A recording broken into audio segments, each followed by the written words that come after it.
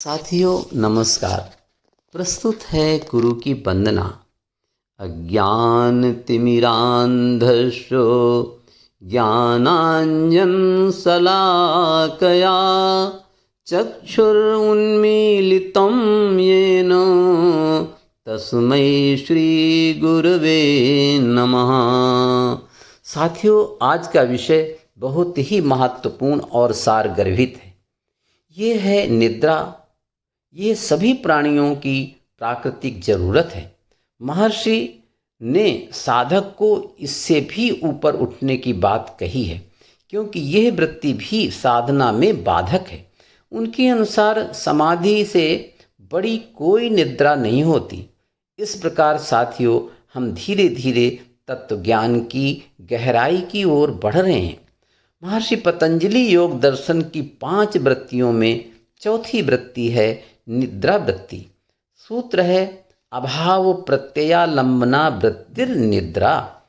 भावार्थ है, जब हमारी चेतना गहरी नींद में, बाहरी जगत के ज्ञान के अभाव में और स्वप्न जगत के भी अभाव में गहरी नींद के बाद बाहर आती है और यह अनुभव करती है कि आज मैं बहुत सुखपूर्वक सोया, तो इसका तात्पर्य ये है कि चेतना गहरी नींद में भी अपने न होने का अनुभव कर रही थी और सुख की प्रतीति कर रही थी, और चेतना उस समय भी सक्रिय थी। अर्थात हमारी मानसिक चेतना जागृत अवस्था, स्वप्न अवस्था और सुषुप्ति अवस्था यानी कि गहरी नींद में भी सक्रिय थी। इसलिए साधक के लिए यह भी त्याज्य है, छोड़ने योग्य है, क्योंकि साधना में बाधक है। साथियों, वेदांत के अनुसार हमारी चेतना की 4 अवस्थाएं होती हैं। पहली जागृत अवस्था, जिसमें हमारी चेतना संसार के साथ जुड़ी होती है।